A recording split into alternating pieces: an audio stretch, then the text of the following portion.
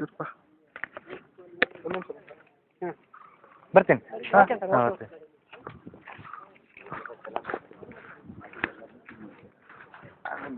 Okay. ₹10 challan. ಮತ್ತೇನಿಲ್ಲ, signature ಮಾಡ್ಕೊಡೋದು ಅಷ್ಟೇ ಅವರು ಎಲ್ಲ. ಒಂದು 3-4 ದಿನ ಸಿಗ್ನೇಚರ್. ನಿಮ್ಗೆ ಎಷ್ಟು ಹೇಳಿದ್ರು ನಿಮ್ಗೆ ದುಡ್ಡು? ಎಷ್ಟು ನಿಮ್ದು ಎಷ್ಟು ಖರ್ಚಿದ್ದು ಅಷ್ಟೇ? ನನ್ನ ಫ್ರೆಂಡ್ ಒಬ್ಬನು ಮಾಡ್ತಿದ್ದೆ ಶಿವಮೊಗ್ಗ, ಬರೀ ₹20 ಆಯಿತು ಅಂತ ಹೇಳಿ. ಏನಕ್ಕೆ?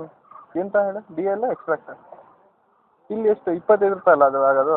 ನೀವು ₹150 ಕೊಡು ಅಂತ ಹೇಳಿ, ₹105 ಕೊಡ್ತೀನಿ ಅವನಿಗೆ. ನೋಡೋದು ಆಮೇಲೆ ಇಸ್ತಾನೆ ಟೈಮಿಗೆ ಕೇಳ್ತೀಯಾ? ಅವ್ರ ಹೆಸರು ಎಂತ ಅಂತ? ಅಷ್ಟೇ. ಕಪ್ಪು ಟೈಮ್ ಹಿಂಗಾಗ್ಬಿಟ್ಟಿದೆ ಅಂತ, ದುಡ್ಡಿದ್ರೆ ನಡೆಯೋದಿಲ್ಲ. ಅದೇನಾಗ ಹಂಗೆ ಬಿಡ್ರಿ ಇಲ್ಲಿ ಅಂತಲ್ಲ, ಎಲ್ಲ ಕಡೆ ಹಂಗೆ ಐತಿ. ಅಲ್ಲ ಈಗ ನಿಮ್ಗೆ ಡಿ ಎಲ್ ಆಗಿದೆನಾ? ಓಡಿ ಏನಾಗ್ತದೆ ಏನು ಮಾಡೋದು?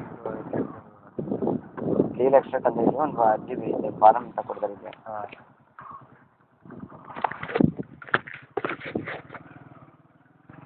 ಫೋನ್ ಬಂದಿಲ್ಲ. ನಿಮ್ದು ಏನು ಮಾಡ್ತಿದ್ದಿತ್ತು? ನಂದು ಡಿ ಎಲ್ ಇದು ಅಡ್ರೆಸ್ ಚೇಂಜ್ ಆಗಬೇಕಿತ್ತು. ಹಾಂ. ಅದೇ ನಾನು ಡಿ ಎಲ್ ಕೊಟ್ಟಿದ್ರು, ನಮ್ದು ಸ್ವಲ್ಪ ಇನ್ಫ್ಲೂಯೆನ್ಸ್ ಇತ್ತು, ಕೊಟ್ಟು ಚೇಂಜ್ ಮಾಡಿಕೊಂಡು ಈಗ ನೆಕ್ಸ್ಟ್ ಇದು ಚೇಂಜ್ ಮಾಡ್ತಾ ಇದ್ದೀನಿ. ಏನು ಎಂತ ಅದು ಅಡ್ರೆಸ್ ಚೇಂಜ್ ಆಗಬೇಕಿತ್ತಾ?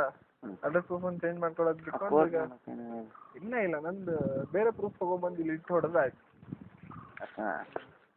ಗಮನಿದ್ರಾ?